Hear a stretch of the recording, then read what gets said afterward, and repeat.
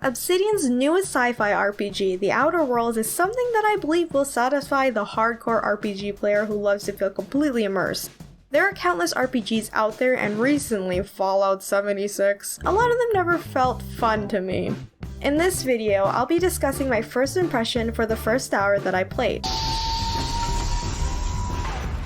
The Outer Worlds explores the story of our hero, who was lost in transit among the colonist ship bound for the galaxy. After being awakened by this dude, you are dropped into a conspiracy threatening to destroy the Halcyon colony. Yeah, I know this is a lot. Like many RPGs, you can play any way you want. As the game opens up, you get to customize your own character. You can pick your gender and decide how your face looks. I'm actually impressed with the detail, considering this is supposed to be a first-person game. Sadly, there isn't any long-styled hair, which I know a lot of people like, but it's hard to animate, and deal with. But on the plus side, the hairstyles don't look disgusting to me. I would like it if we could customize our character's body, but again, it's a first-person game, so does it really matter?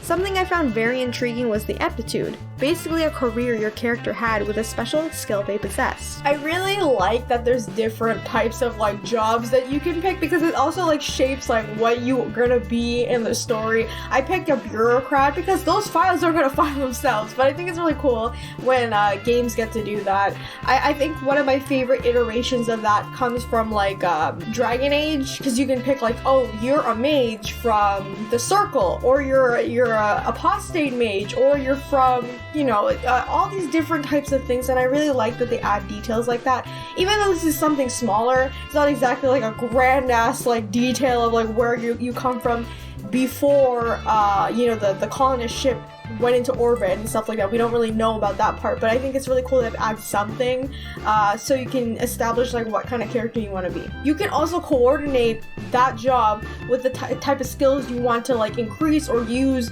or focus on to prioritize in your gameplay too, which I think is really nice. And there's a lot of different skills and special tiers that you can pick whenever you level up. So if you want to focus on your charisma, how you talk to people, or if you want to focus on helping your companions level up and stuff like that, I think that's really interesting that there's more than just abilities or attributes and skills. They're just different types of skill trees like that. The look of the character models, I don't think they look bad. I know Obsidian did work on Fallout New Vegas, and obviously everyone's comparing it to Fallout just because they worked on it too, but I don't think they look bad or anything like that. I actually think I like the way they look. I think the only thing that bothers me when looking at a certain character, let's say you're talking to them, there's a random spotlight on the side of their head, and again, it's cool that they're adding that, but I feel like it's not dynamic because it's not a light in the scene. It's just a texture, I believe, onto the character model, so it's not exactly where the sunlight is coming from, so it kind of looks really weird if you look at it, because it's only one side of their head continuously, no matter where you are, what building you're standing at, and where the light source is. So that part kind of throws me off. But the stylized way that the characters look, they don't look bad. I do appreciate how they look. Again, I haven't found any more armor and stuff like that since I've just played an hour of this. I still have to look into how the armor looks, how they coordinate with the set pieces and whatever, because I've only found Marauder stuff and it's just very basic, so I don't even know if I could make my character look even more badass, but I guess I'll find out later on. Depending on how you play, there are different kinds of skills that will affect your playstyle, like melee, stealth, charm, and even being the leader to your companions. Now for this video, I played on normal. I have no idea if the game difficulty affects how many skill points you can get when you upgrade your skills when you level up, but I feel like this game is pretty generous with giving skill points for us to use. Oftentimes, RPGs give you 1 or 2 points, while the Outer Worlds was giving me 8 or 9. Overall, the skills feel pretty straightforward in picking what you want to prioritize. So like I said, leveling up feels very generous. This game gives you a lot of skill points you can spend, and if you want to pick and choose what type of skill you want. And I really like I said, there's special types of skills you can have, haggling shop vendors is one of them, or if you want to level up how fast you run or something like that. I think those little extra bits are really good to add into an RPG game without feeling so overwhelming, because there's other games that are just like, here, add this part to it, I level up this next part, and it's just like, whoa, that's like way too much. And I appreciate that like Obsidian kind of like narrowed it down to like 3 areas where you can level up and pick and choose, which is really nice. The way the menus are laid out within the skill tree, they're not like, example, the recent one that I played was Greedfall, which it has like a skill tree, everything is kind of like separating into a thing, which is fine. I'm already used to that kind of stuff, but I do like that this one is like just a straight line, like here's the categorization and here's the next thing you can get when you level up. So it's not like that complicated to follow, especially if you're not used to RPG games or skill trees. I think this is like very straightforward. For this next part, I'm not going too deep into what happens in the storyline because I want to keep this video spoiler free. As soon as I was dropped into the game, I felt so lost, which in my opinion is a very good thing. We're dropped into this new world for ourselves. As the player and our own character who has been frozen for over 7 years, a lot has changed. Everything feels so foreign and weird. The way the characters talk to you about how society is now. You can feel it even more whenever you talk to an NPC. If you choose to mention about Hope, the lost colonist ship, people will give you questionable looks, again immersing me into the story. Your pod? What are you on about? You take a bruise to the cranium? Even though I only play this game for a short while, it feels lived in. It's a living, breathing world where its inhabitants have their own stories to tell and share with you. You walk into town and you can see and hear people having conversations about what's going on, which can help if you're looking for information on something or gain some quests. The RPGs I have played often have awkward interactions or just background noise to the point where you can't exactly hear what they're saying. Speaking of people, this game does feature companions. If you're a BioWare fan, you're familiar with this feature. So far, I've ran into one. She's cute, okay? Like, look at her. Not only do you have backup when you go into battle, but another voice in your story. As you shape the kind of story you want to play, they can offer you some insight or optional quests, which can enrich the experience. The sad part is you can't romance any of them. I know, I'm upset too. So, I don't mind the first person camera view. I mean, I would like it if we had an optional third person, like we could switch between the two, because again, I do like to look at my character, like them being in it, but the whole point of this is to like immerse ourselves. It's why our character doesn't even talk either. We have no voice, because we're the voice. And I think that's fine for what the game is supposed to be. It's supposed to focus on us being in the game. So, I think it's okay. I do wish there's third person optional.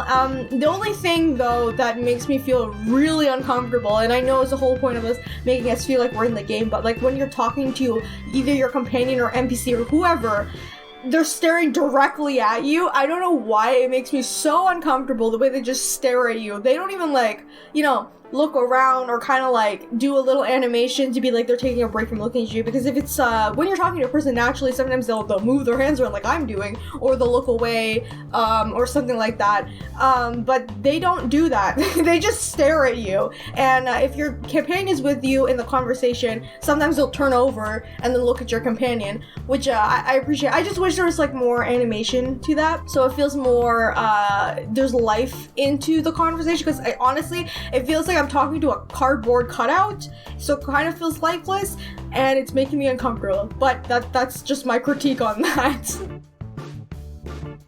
The gameplay feels great, but not exactly innovative or, you know, shocking, new. It kind of just feels like how other RPGs feel. Now, please keep in mind I am not a PC player. I'm actually pretty new to PC gaming, and for this video, I'm actually using my mouse and keyboard instead of controller. So far, my favorite part of the gameplay is the melee combat. The way the weight feels when your character swings the weapon, it feels heavy. Like this giant staff I got. Once I swung it at one of the marauders, the animation felt good. Now, I haven't gotten any other types of melee weapons, so I can only say for this type, but I imagine there are different animation styles for different weapon types. As for ranged or gun weapons, they don't exactly strike me as innovative or new to the RPG world. I do wish their short-range guns had more kick to them, like the shotgun I picked up. There wasn't any oomph to it. One game that has a shotgun weapon and feels realistic and heavy would be Resident Evil 7 to me. It's mainly because I just played it recently. Whenever I shot that thing, the impact was there. Here, I didn't really feel that.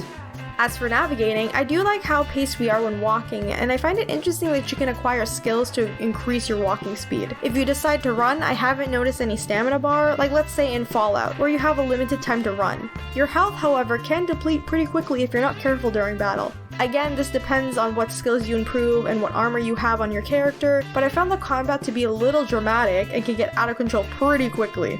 There is stealth in this game, and with an indicator bar for the enemies you encounter to know exactly where they are on your map and if they're nearby, and also to tell if they notice you. I was hoping there was like a special move you could do to stealth kill them if you snuck up behind them, but that quickly failed.